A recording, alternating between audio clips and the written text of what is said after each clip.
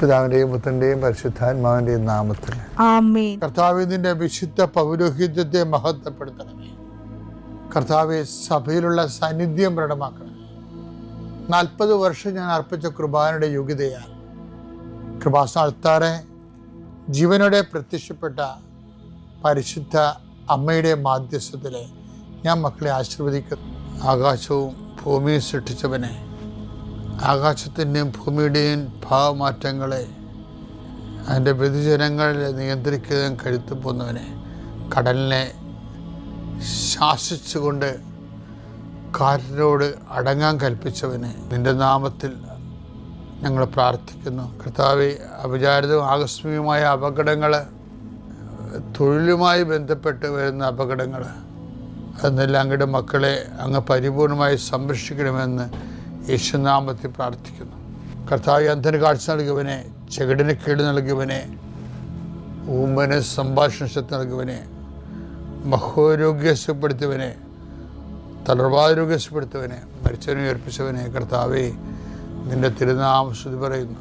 ഈ പ്രാർത്ഥന ചെല്ലുന്ന ഇടങ്ങളിലെല്ലാം രോഗികൾ കർത്താവിൻ്റെ നാമത്തിൽ ആശ്വസിക്കുകയും സൗഖ്യമാകുകയും ചെയ്യട്ടെ.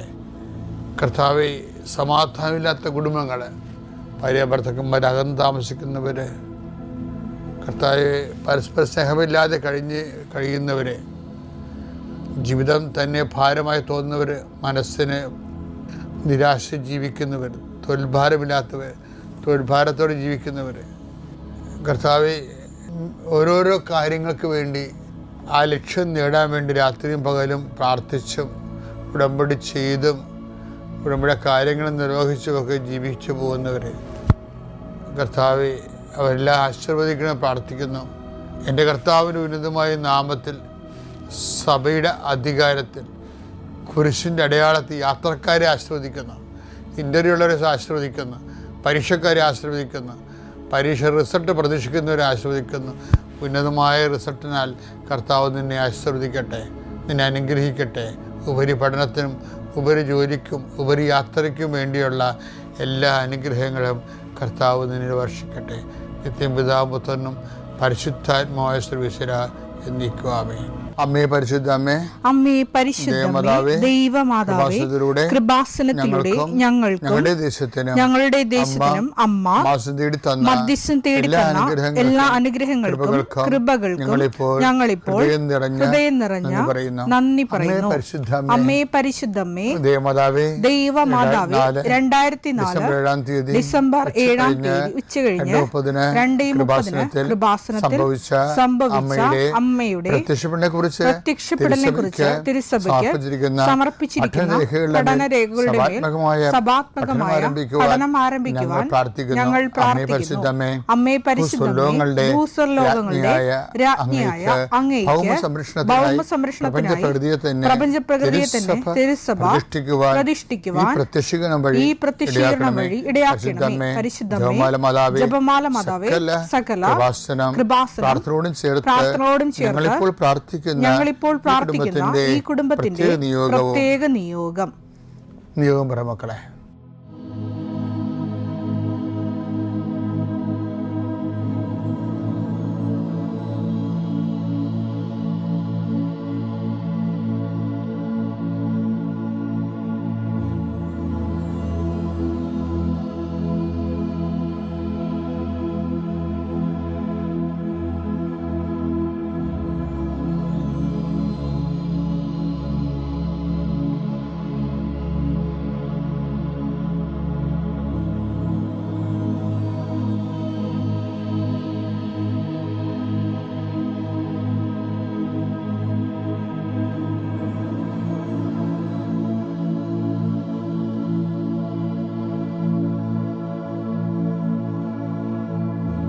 അമ്മയുടെ പ്രത്യക്ഷീകരണത്തിന്റെ ഈ അനുഗ്രഹവേളയിൽ ഞങ്ങൾക്ക് സാധിച്ചു തരുവാൻ കനിയണമേ. ആമേൻ. എൻ്റെ പ്രിയരെ, നമ്മൾ ഇന്നലെ കണ്ട വചനത്തിന്റെ ഒരു ബി പാർട്ട് എന്ന് കാണുകയാണ്. ഇന്നലെ കണ്ടത് അതേപോലെ ആവർത്തിക്കുന്നില്ല. വചനം അതാണ്, പക്ഷേ അതിൻ്റെ സെക്കൻഡ് പാർട്ട് ഇതാണ്. ഐസയ 43:4 എടുത്ത്, നീ എനിക്ക് വിലപ്പെട്ടവനും ബഹുമാന്യനും പ്രിയങ്കരനും ആയതുകൊണ്ട് നിനക്ക് പകരമായി മനുഷ്യരെയും നിന്റെ ജീവന് പകരമായി ജനതകളെയും ഞാൻ നൽകുന്നു. ഇത് ഇന്നലെ നമ്മൾ വായിച്ചതാണ്. അപ്പം അതിൻ്റെ അകത്ത് ഇന്നലെ ഹൈലൈറ്റ് ചെയ്ത പോയിന്റ് വിലപ്പെട്ടവൻ എന്നുള്ളതാണ്. വിലപ്പെട്ട രണ്ട് തരമുണ്ട്. ദൈവം യേശുക്രിസ്തുവിനെ പ്രതി നമ്മളെ വിലയുള്ളവരെ കണ്ടു. രണ്ടാമത്തത് നമ്മൾ തന്നെ അഗ്നിപരീക്ഷ അതിജീവിക്കുന്ന വിലയേറിയ വിശ്വാസത്തിൻ്റെ ഉടമകളാകുമ്പോൾ നമ്മൾ തന്നെ നമ്മുടെ വാല്യൂ ആഡ് ചെയ്യുന്നത്. ഇന്ന് പറയണത് അതല്ല. അതിൻ്റെ രണ്ടാമത്തെ വാക്കുണ്ട്. എന്താ പറയണത്? നിനക്ക് വിലപ്പെട്ടവനും ബഹുമാന്യതിനുമാണെന്ന്. ഇന്ത്യയിലെ കാസ്റ്റ് സിസ്റ്റത്തിൻ്റെയൊക്കെ അടിസ്ഥാനമായിട്ടുള്ള ഒരു പുസ്തകം മനുസ്മൃതി. അപ്പം മനുസ്മൃതി എഴുതിയപ്പോൾ ബഹുമാനത്തിൻ്റെ അടിസ്ഥാനത്തിൽ എഴുതിയിരിക്കണത്. അത് ബ്രഹ്മാവിൻ്റെ തലേന്ന് ജനിച്ച ആൾക്കാർ ബ്രാഹ്മണന്മാർ, നെഞ്ചിൽ നിന്ന് ജനിച്ച ആൾക്കാർ ക്ഷത്രിയന്മാർ, തൊടിയിൽ ജനിച്ച ആൾക്കാർ വൈശ്യന്മാർ, കാൽപാദത്തിൽ ജനിച്ച ആൾക്കാർ ശൂദ്രന്മാർ. അപ്പോൾ ഇങ്ങനെ ഒരു ഘടന ഉണ്ടാക്കി വെച്ചപ്പോൾ അതിബഹുമാനാരായി? ബ്രാഹ്മണനായി. മനുസ്മൃതി എഴുതിയതാരാണ്? ബ്രാഹ്മണനാണ്. അപ്പോൾ എന്ത് പ്രോബ്ലം വെച്ച് കഴിഞ്ഞാൽ മനുഷ്യൻ സ്വയംകൃത ചരിത്രം എന്ന് പറഞ്ഞ പോലെ സ്വയംകൃത ബഹുമാന്യത്തിനെ ഒരു മനുസ്മൃതി തന്നെ എഴുതി വെച്ചിരിക്കുകയാണ്. മനു ഒരു സ്മൃതി എഴുതി വെച്ചിരിക്കുകയാണ്, ഒരു റിട്ടേൺ ട്രഡീഷൻ എഴുതി വെച്ചിരിക്കുകയാണ്. അപ്പോൾ സ്മൃതിക്ക് ഓറൽ ട്രഡീഷൻ എന്നാണ് ശരിക്കും പറഞ്ഞ പേര്. അപ്പോൾ അതുകൊണ്ട് കമ്പയർ ചെയ്ത ആൾക്കാർ മനു തന്നെ ഒരാൾ ആയിരിക്കണം നിർബന്ധമൊന്നുമില്ല. പക്ഷേ എന്നാലും സ്മൃതിയുമുണ്ട്, ശ്രുതിയുണ്ട്, പറഞ്ഞ് കേൾക്കണമുണ്ട്, പിന്നെ എഴുതി വെച്ചിരിക്കണതുണ്ട്. അപ്പോൾ എഴുതി വെച്ചിരിക്കുന്ന സംഭവം തന്നെയാണിത്. അപ്പോൾ എഴുതി വെക്കുന്നതിന് പിന്നിലുള്ള എന്താ സത്യം എന്താണ്? ചിലർക്ക് ഇവിടെ ബഹുമാനം മറ്റുള്ളവരെക്കാൾ വേണമെന്ന് ആഗ്രഹിക്കുന്നു. മനുഷ്യ മനസ്സ് തന്നെയാണ്. മനുസ്മൃതിയിൽ അയാളുടെ രീതിയിൽ ബ്രാഹ്മണരെ ഒന്ന് ഉയർത്തിക്കെട്ടി ബ്രാഹ്മണർ ആണ് ഇവിടുത്തെ ബഹുമാനം അർഹിക്കുന്ന ആൾ എന്ന് കാണിച്ചതേ ഉള്ളൂ ഇന്ത്യയിൽ. അതിപ്പോൾ എത്ര വിപ്ലവങ്ങളൊക്കെ കഴിഞ്ഞാലും ഇപ്പോഴും അത് തന്നെയല്ലേ ഇന്ത്യയുടെ അവസ്ഥ. അതിന് മാറ്റമൊന്നുമില്ല. അത് ആൾക്കാരുടെ ബ്ലഡിൽ കിടക്കുന്നതാണ്. ഇപ്പോൾ ബ്ലഡിൽ കിടക്കുകയാണ്. ഞാൻ എന്താ പറഞ്ഞതെന്ന് വെച്ച് കഴിഞ്ഞാൽ ഇങ്ങനെ മനുഷ്യൻ സ്വയാർജിതമായിട്ടുണ്ടാക്കുന്ന ബഹുമാനത്തിൻ്റെ സങ്കല്പങ്ങൾ അത് അവൻ്റെ ഒരു സൈക്കോളജിക്കൽ നീഡാണ്, മാനസികമായ ഒരു ആവശ്യമാണ്. അതുകൊണ്ട് മനുഷ്യൻ ഇങ്ങനെയൊന്നുമല്ല, പലതിനും ബഹുമാനം ഉണ്ടാക്കാൻ വേണ്ടി വളരെ സത്യസന്ധമായിട്ട് ഓരോ ശ്രമങ്ങളിലും നടത്തും. ഇപ്പോൾ ഡോക്ടറേറ്റ് കിട്ടിയെങ്കിലും അവർക്കൊരു തൊപ്പിയൊക്കെ വെച്ച് കൊടുക്കുന്നുണ്ട് അവർ. അത് മറ്റൊരു തൊപ്പി അവരെ ആദരിക്കുന്ന ദിവസം അവർക്ക് ഒരു തൊപ്പിയും ഒരു സർട്ടിഫിക്കറ്റൊക്കെ കൊടുക്കും. അത് മനുഷ്യൻ എസ്റ്റീം എന്ന് പറഞ്ഞ സംഭവം മനുഷ്യൻ്റെ മനസ്സിൻ്റെ ഒരു മാനസിക ആവശ്യമാണ്. അത് അവന് കൊടുക്കുന്ന അംഗീകാരമാണ് ശരിക്കും. അതിൻ്റെ അകത്ത് കിട്ടുന്നൊരു ബഹുമാനമുണ്ട്, വിലയുണ്ട്. അത് ലോകം നമുക്ക് നൽകുന്നൊരു വിലയാണ്. എന്തുമാത്രം നിലനിൽക്കുമെന്ന് നമുക്കറിയത്തില്ല. പക്ഷെ ബൈബിൾ പറയണ എപ്പോഴും ദൈവം നമുക്ക് നൽകുന്ന ബഹുമാനം ദൈവത്തിൽ നിന്ന് മേടിക്കാവുന്നതാണ്. സോഷ്യൽ സ്ട്രക്ചർ ക്രിയേറ്റ് ചെയ്തിട്ട് അതിൽ നിന്നൊരു ബഹുമാനത്തിൻ്റെ വരുമാനം ആർജിക്കുന്നതിനേക്കാളുപരി ദൈവത്തിൻ്റെ മുമ്പിൽ എങ്ങനെ ഒരു ബഹുമാനം, നീ എനിക്ക് ബഹുമാനനാണെന്ന് പറയുമ്പോൾ എന്താ അർത്ഥം? യേശുക്രിസ്തുവിൽ ബഹുമാനനാണ്, പക്ഷേ അതേസമയം തന്നെ നമ്മൾക്ക് ദൈവത്തിൻ്റെ ബഹുമാനമുള്ള വ്യക്തികളായി കൺവേർട്ട് ചെയ്യാൻ പറ്റും. അതെങ്ങനെ നമ്മൾ ബഹുമാനമുള്ള വ്യക്തികളായി മാറണത്? അതാണ് ഈശോ പറഞ്ഞത്. ഈശോ പറഞ്ഞ അതിൻ്റെ വഴിയാണ് ഭയങ്കര രസമുള്ള വഴി. എന്താണ്? പുത്രനെ സ്നേഹിക്കുന്നവരെ പിതാവ് മാനിക്കും. യോഹന്നാൻ 12:26. എന്നെ ശുശ്രൂഷിക്കാൻ ആഗ്രഹിക്കുന്നവൻ എന്നെ അനുഗമിക്കട്ടെ. അപ്പോൾ ഞാൻ ആയിരിക്കുന്നിടത്ത് എന്റെ ശുശ്രൂഷകനും ആയിരിക്കും. എന്നെ ശുശ്രൂഷിക്കുന്നവനെ പിതാവ് ബഹുമാനിക്കും. എവിടെ നിന്നാണ് ഈ ബഹുമാനം വരണത്? യേശുക്രിസ്തുവിൽ ദൈവം പ്രഖ്യാപിച്ച ഒരു ജനറ്റിക്കലായിട്ട് ഉള്ള നമ്മൾ സൃഷ്ടിപരമായി ദൈവം യേശുക്രിസ്തുവിനെ കണ്ടുകൊണ്ട് നമ്മളെ സൃഷ്ടിച്ച കാരണം ദൈവത്തിന് നമ്മുടെ ബഹുമാനമുണ്ട്. പുത്രനിലൂടെ കിട്ടുന്ന ബഹുമാനമാണ്. പക്ഷേ നമ്മൾക്ക് സ്വയാർജിതമായി ദൈവത്തിന് ബഹുമാനിതരാകാം. അതെങ്ങനെയാകേണ്ടത്? എന്നെ ശുശ്രൂഷി 12:20 യോഹന്നാൻ 12:26 എന്നെ ശുശ്രൂഷിക്കുന്നവനെ പിതാവ് ബഹുമാനിക്കും. അതാണ് ബഹുമാനം. അപ്പം നീ എനിക്ക് പ്രിയപ്പെട്ടവനാണ്, ബഹുമാനിതനാണെന്ന് പറയുമ്പോഴേ ആ ദൈവം ബഹുമാനിക്കുന്നൊരു വ്യക്തിയായിട്ട് നമുക്ക് മാറാൻ പറ്റും. എപ്പോഴാണ്? എന്നെ ശുശ്രൂഷിക്കുന്നതിനെ പിതാവ് ബഹുമാനിക്കും. കഴിഞ്ഞ ദിവസങ്ങളിൽ ഒരു ജോൺസൺ ജോസഫ് നല്ലൊരു സാക്ഷ്യമാണ്. അയാൾ ഒരു കമ്പിളി ചാലഞ്ച് എന്ന് പറഞ്ഞൊരു പരിപാടി ഉണ്ടായിരുന്നു. ഡൽഹി തണുത്ത് വിറച്ചൊരു ദിവസം പാവപ്പെട്ടവർ കമ്പിളി മേടിക്കാൻ കാശില്ലാത്ത തണുത്ത് വിറച്ച് മരണതുല്യമായ അവസ്ഥയാണ്. അപ്പം അത് കണ്ട് മനസ്സലിഞ്ഞ് കുറേ മനുഷ്യർ കമ്പിളി ചാലഞ്ച് ഉണ്ടാക്കി. ഇങ്ങനെ വിറച്ച് തല്ലി പൈസ മേടിക്കുക, കമ്പിളി മേടിക്കാൻ കാശില്ലാത്തവർക്ക് വാങ്ങിച്ചു കൊടുക്കണം. അപ്പോൾ ഇത് ഈ ഒരു പദ്ധതി ജോസഫ് ജോൺ കേട്ടപ്പോൾ അയാൾ ഉടമ്പടിയിലുള്ള ആളാണ്. അപ്പോൾ അയാൾ പറഞ്ഞ് കമ്പിളി ചാലഞ്ച് ഞാനുണ്ട്, 5-6 കമ്പിളി ഞാൻ വാങ്ങിച്ചു തരാമെന്ന് പറഞ്ഞു. അന്ന് രാത്രി അയാൾ കമ്പിളി വാങ്ങിച്ചു കൊടുത്തു. വലിയൊരു ഇതാണ് കാര്യം. ഒരു കമ്പിളി പോയിട്ടൊരു മുണ്ട് പഠിക്കാൻ ഇല്ലാത്ത ആൾക്കാരുണ്ട് ഈ ലോകത്ത്. അപ്പോഴെൻ്റെ വിഷയം എന്ന് വെച്ചാൽ അയാൾ വാങ്ങിച്ച ദിവസം അന്ന് രാത്രി അയാളുടെ സ്വപ്നം കണ്ട്. എന്താണ്? ഒരു ഭയങ്കര ഒരു നിലയുള്ള ഒരു ബിൽഡിങ്, അതിൽ ലിഫ്റ്റിൽ ഇയാൾ പോയിക്കൊണ്ടിരിക്കണം. അത് സ്വപ്നമാണ്. പക്ഷേ പിറ്റേ ആഴ്ചയിൽ ഇയാൾ സ്വപ്നത്തിൽ കണ്ട അതേ കമ്പനിയിൽ ഇയാൾക്ക് അപ്പോയിൻമെൻറ്റ് കിട്ടി. അതേ ലിഫ്റ്റിൽ പോയി ഇയാൾക്ക് ജോലിക്ക് ചെയ്യേണ്ട ഒരവസ്ഥ വന്ന് ദൈവം അയാളെ ബഹുമാനിച്ച് അനുസരിക്കും. എന്നെ ശുശ്രൂഷിക്കുന്നവനെ എൻ്റെ പിതാവ് ബഹുമാനിക്കും. അപ്പോൾ ഈ ഉടമ്പടിയിലുണ്ടാകുന്ന ഏറ്റവും വലിയ ഗുണമെന്ന് പറയുന്നത് ശുശ്രൂഷ ഉണ്ട്. ഇതിൻ്റെ അകത്ത് ആതുരാലയത്തിൽ പോകണം, അല്ലേ? ചിലക്കര് അമ്മേനെ ആശുപത്രിയിൽ പോയി കണ്ടല്ലേ വീട്ടിൽ വരുമ്പോൾ കാണും, അങ്ങനെ ദൈവത്തിനെ കണ്ടി പൊടിയിടും. അവർക്ക് ബഹുമാനം വരെ കിട്ടാൻ പോകണം. അവർക്ക് കിട്ടാൻ പോണ കാര്യത്തെക്കുറിച്ച് ഞാനൊന്നും പറയണില്ല. എന്താ കാര്യം വെച്ച് കഴിഞ്ഞാൽ നിങ്ങളെ ദൈവം ഈ എഴുത്തു എന്നൊക്കെ സംശയം, ദൈവത്തിനെ കണ്ടി പൊടിയിടുകയാണ്. നിങ്ങളെ ചെയ്തെന്ന് കാണിക്കും. അങ്ങനെയല്ല.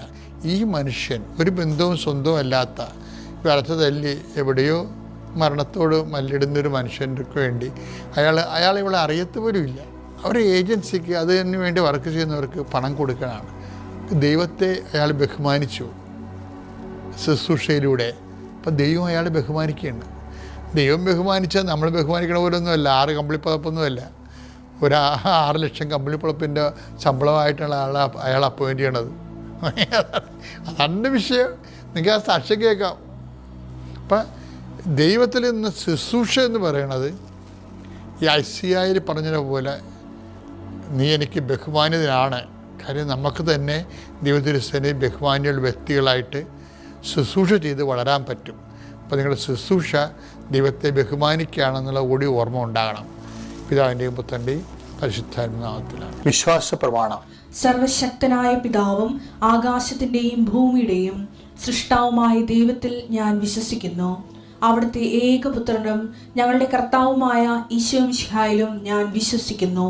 ഈ പുത്രൻ പരിശുദ്ധാത്മാവിനാൽ ഗർഭസ്ഥനായി കന്യകാമറിയത്തിൽ നിന്ന് പിറന്ന് പൊന്തിയോസ് പീലാത്തോസിന്റെ കാലത്ത് പീഡകൾ സഹിച്ച് കുരിശിൽ തറയ്ക്കപ്പെട്ട് മരിച്ച് അടക്കപ്പെട്ട് പാതാളങ്ങളിൽ ഇറങ്ങി മരിച്ചവരുടെ ഇടയിൽ നിന്ന് 3-ാം നാൾ ഉയർത്ത് സ്വർഗത്തിലേക്ക് എഴുന്നള്ളി സർവശക്തിയുള്ള പിതാവായ ദൈവത്തിന്റെ വലതുഭാഗത്തിരിക്കുന്നു. അവിടെ നിന്ന് ജീവിക്കുന്നവരെയും മരിച്ചവരെയും വിധിക്കുവാൻ വരുമെന്നും ഞാൻ വിശ്വസിക്കുന്നു. പരിശുദ്ധാത്മാവിലും ഞാൻ വിശ്വസിക്കുന്നു. വിശുദ്ധ കത്തോലിക്കാ സഭയിലും പുണ്യവാന്മാരുടെ ഐക്യത്തിലും പാപങ്ങളുടെ മോചനത്തിലും ശരീരത്തിന്റെ ഉയർപ്പിലും നിത്യമായ ജീവിതത്തിലും ഞാൻ വിശ്വസിക്കുന്നു. ആമേൻ.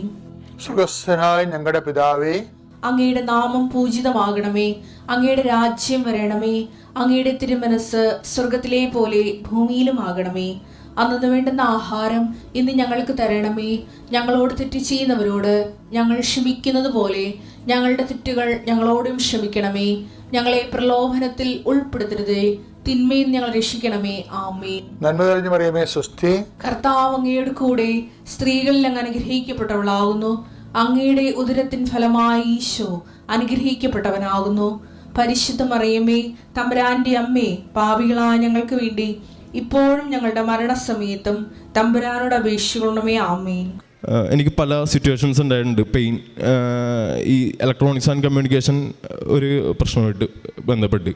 കാര്യം എന്ന് വെച്ച് കഴിഞ്ഞാൽ പലരും പറഞ്ഞിട്ടുണ്ട് അവൻ സിവിലാണ്, നിൻ്റെ ഫീൽഡല്ല എന്നൊക്കെ പറഞ്ഞിട്ട് ഭയങ്കര പ്രശ്നങ്ങളൊക്കെ ഉണ്ടായിട്ട് ഞാൻ ഫേസ് ചെയ്തു വന്നതാണ്.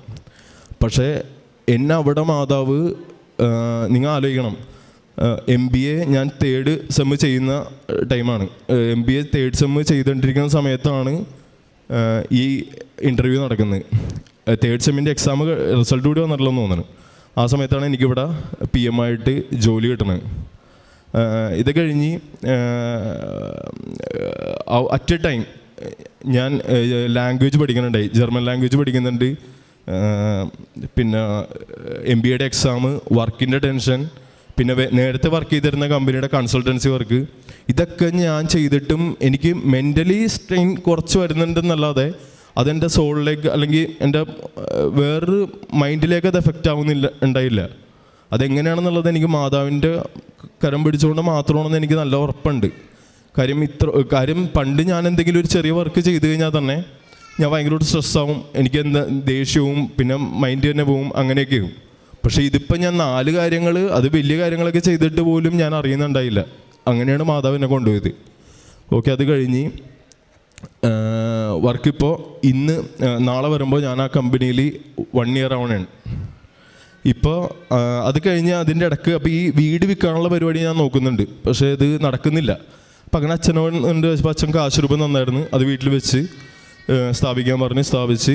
ഓക്കെ, അത് കഴിഞ്ഞ് പിന്നെ എൻ്റെ അമ്മ പണ്ട് 40 വർഷം മുമ്പ് എടുത്ത് വളർത്തിയൊരു ഇങ്ങനെ വളർത്തിയൊരു ചേട്ടനുണ്ടായി. ആ ചേട്ടൻ ഇപ്പോൾ റിയൽ എസ്റ്റേറ്റിൻ്റെ പരിപാടിയാണ്. ആ പുള്ളിയൊക്കെ വന്നിട്ട് വിൽക്കാൻ നോക്കുന്നുണ്ട്. കാര്യം നമ്മുടെ ഇങ്ങനത്തെ ഒരു അവസ്ഥ ചെയ്തുകൊണ്ട് വേറെ വഴിയൊന്നുമില്ല, അതുകൊണ്ട് വിൽക്കാൻ നോക്കി. പക്ഷെ അതൊന്നും സക്സസ് ആവണ്ടായില്ല. വേറെ വലിയ വലിയ പ്രശ്നങ്ങളൊക്കെ വന്നിട്ട് അവർ വന്ന് നോക്കുന്നവരെല്ലാം മാറിപ്പോയി. പിന്നെ എന്ത് ചെയ്യണമെന്ന് അറിയാം, ലാസ്റ്റ് ഈ ഡിസംബർ 7-ാം തീയതിക്ക് മുമ്പത്തെ ഞായറാഴ്ച ഞാൻ അതിന് മുമ്പത്തെ ദിവസങ്ങളിൽ ഞാൻ വിചാരിച്ചു ഇനി മാതാവിൻ്റെ ഇഷ്ടം പോലെ ആയിക്കോട്ടെ, ഞാൻ എന്താണെങ്കിലും ഞാൻ ഈ കാര്യം എന്നുള്ള രീതിയിൽ ഞാൻ വിട്ട്. 7-ാം തീയതിക്ക് മുമ്പുള്ള ഞായറാഴ്ച ഞാൻ കുർബാന കൂടിക്കൊണ്ടിരിക്കുന്ന സമയത്ത്, ഞാനിപ്പോൾ കുർബാന കൂടണത് നമ്മുടെ കൊന്തയിൽ 4 രഹസ്യങ്ങൾ ധ്യാനിച്ചുകൊണ്ടുള്ള കുർബാനയാണ് ഞാനിപ്പോൾ കൂടുന്നത്. ആദ്യം 2 കുർബാന മീൻസ് 2 രഹസ്യങ്ങൾ, ഓശാന കഴിഞ്ഞിട്ട് പിന്നെ നമ്മുടെ ദുഃഖകരമായ രഹസ്യങ്ങൾ, പിന്നെ മഹിമയുടെ രഹസ്യങ്ങൾ. ഇങ്ങനത്തെ ഒരു ഓർഡറിലേക്ക് ഞാൻ വന്ന് ഇത് കഴിഞ്ഞ് ഞാനിങ്ങനെ ഈ കുർബാന കഴിഞ്ഞ് ഞങ്ങളുടെ പള്ളിയുടെ സെൻറ്ററിലാണ് കുറച്ച് ബെഞ്ചിട്ടുണ്ട് സൈഡിൽ. അതിൻ്റെ തൊട്ട് ബാക്കിൽ ഞാനിരുന്ന് അപ്പോൾ ഞാൻ കുർബാന കഴിഞ്ഞിട്ട് ഞാനിങ്ങനെ മഹത്വത്തിൻ്റെ രഹസ്യങ്ങളിങ്ങനെ ധ്യാനിച്ചുകൊണ്ടിരിക്കുന്ന സമയത്ത് പെട്ടെന്ന് മാതാവ്, ഞാനിപ്പോൾ വെറുതെ ഇങ്ങനെ താഴത്തിങ്ങനെ എഴുതി എന്തോ ഒരു നമ്പർ ഒരു നമ്പർ ഇങ്ങനെ എഴുതി. ഞാൻ ബെഞ്ചിൻ്റെ സൈഡിൽ മാതാവ് ഇങ്ങനെ വന്നിട്ട് ഈ നമ്പറിൽ ഇങ്ങനെ കാണിക്കുന്നുണ്ട്, ഈ നമ്പർ. അപ്പോൾ എനിക്ക് മനസ്സിലായില്ല, കാര്യം ഇതൊട്ടൊരു ഞങ്ങളുടെ ക്രെഡിറ്റായിട്ടൊന്നും ബന്ധമില്ലാത്ത ഒരു നമ്പറാണ് കാണിക്കുന്നത്. അപ്പം ഞാൻ വിചാരിച്ചു ഓക്കെ എന്തെങ്കിലും ആയിരിക്കും എന്നുള്ള രീതി. അപ്പോൾ എനിക്ക് തോന്നിയായിരിക്കും എന്ന് പറഞ്ഞ് ഞാൻ ആരോടും പറഞ്ഞില്ല. ഞാൻ പക്ഷേ വീട്ടിൽ വന്നിട്ട് അപ്പം അമ്മേനോട് ഞാൻ ഇങ്ങനെ ഒരു കാര്യം പറഞ്ഞു. അമ്മ ആ സമയത്ത് ഉച്ചക്ക് ഞങ്ങൾ സംസാരിച്ചിരിക്കുന്ന സമയത്ത് അമ്മ പറഞ്ഞു, എടാ ഒരാൾ വിളിച്ചിട്ടുണ്ടായി, ഞങ്ങൾക്ക് അറിയാവുന്നൊരു വ്യക്തിയാണ്, ആ വ്യക്തി നമ്മുടെ ക്രെഡിറ്റിൻ്റെ കാര്യങ്ങളൊക്കെ സഹായിക്കാമെന്ന് പറഞ്ഞിട്ടുണ്ടായി. അപ്പോൾ ഞങ്ങൾ പേപ്പറിൽ കണ്ടായിരുന്നു, അദാലത്തിൽ ഇൻട്രസ്റ്റ് ശരിക്കും കുറച്ച് കൊടുക്കും എന്നുള്ള രീതിയിൽ കണ്ടായിരുന്നു. അപ്പോൾ ഓക്കെ ഞങ്ങൾ ബാങ്കിന് ചെന്ന് ഞാൻ പല ഡേറ്റ് ഞാൻ പറഞ്ഞിട്ടാണ് പോകുന്നത്, കിട്ടൂല. അവർ ബാങ്കുകാരൊക്കെ വെറുതെ പുച്ഛിക്കാൻ തുടങ്ങി. നിങ്ങൾ വിശ്വസിച്ചാണ് ഞങ്ങൾ ഡേറ്റ് തന്നത്, എന്നിട്ട് നിങ്ങൾ ആ ഡേറ്റിലൊന്നും കാര്യം ഇവർ പറയണത് ഒറ്റയടിക്ക് ഞാൻ 90 lakhs ഒക്കെ ഒറ്റയടിക്ക് അടക്കണം, അങ്ങനെയാണെങ്കിൽ ക്ലോസ് ചെയ്ത് തരാം എന്നുള്ള രീതിയിലാണ് പറഞ്ഞത്. ഞാൻ എന്ത് ചെയ്യണമെന്ന് അറിയാൻ പാടില്ലാണ്ട് നിന്ന കുറേ അവസ്ഥകളായിരുന്നു. പക്ഷെ ആ സമയത്തൊന്നും ഞാൻ വിശ്വാസം എൻ്റെ വിട്ടില്ലെന്നുള്ളതാണ്. കാര്യം നേരത്തെ ഉള്ളവർ ഞാനാണെന്നാണെങ്കിൽ പ്രാർത്ഥിച്ചിട്ട് എന്തിനാണ് ഇങ്ങനെ, ഇതൊക്കെ പ്രശ്നങ്ങൾ തന്നെയാണ്. പിന്നെ എന്താണെങ്കിൽ ഇപ്പം എനിക്ക് പ്രശ്നങ്ങൾ വരുന്നുണ്ട്, വലിയ വലിയ പ്രശ്നങ്ങൾ വരുന്നുണ്ട്, ഞാൻ എടുക്കണ തീരുമാനങ്ങൾ തെറ്റിപ്പോകാറുണ്ട്. പക്ഷെ അതിലെല്ലാം എൻ്റെ കർത്താവ് ഉയർത്തെഴുന്നേൽക്കാനായിട്ട് എനിക്ക് ഫീൽ ചെയ്യാറുണ്ട്. ഇങ്ങനെ വന്ന് പരിശുദ്ധ കുർബാന ധ്യാനിച്ചുകൊണ്ടിരിക്കുന്ന സമയത്ത് ഈ ഒരു നമ്പർ എനിക്ക് കിട്ടിയായിരുന്നു. അപ്പോൾ ഓക്കെ ഞാൻ അത് വീട്ടിൽ വന്ന് അമ്മേനോട് പറഞ്ഞു കഴിഞ്ഞപ്പോൾ കുറച്ച് നേരം കഴിഞ്ഞപ്പോഴത്തേക്ക് അമ്മ പറഞ്ഞു, എടാ ഇന്നൊരാൾ വിളിച്ചിട്ടുണ്ടായി, വ്യക്തി വിളിച്ചിട്ടുണ്ടായി, അപ്പം നീ ഒന്ന് വിളിക്കാൻ പറഞ്ഞ്, നിനക്ക് ഇത്രം നമുക്ക് ഈ എമൗണ്ട് കുറച്ച് തരുമോ എന്നുള്ള കാര്യം സംസാരിച്ചിട്ടുണ്ടായെന്ന് പറഞ്ഞ്. ഓക്കെ, ഞാൻ വിട്ട്. 2 ദിവസം കഴിഞ്ഞപ്പോഴത്തേക്കും അപ്പം ഞാൻ കറക്റ്റ് എടുത്തപ്പോൾ ഞാൻ എഴുതിയ നമ്പറാണ് സമയമായിട്ട് വന്നേക്കണം. ഞാൻ മാതാവ് വന്ന് കാണിച്ചു തന്ന നമ്പറാണ്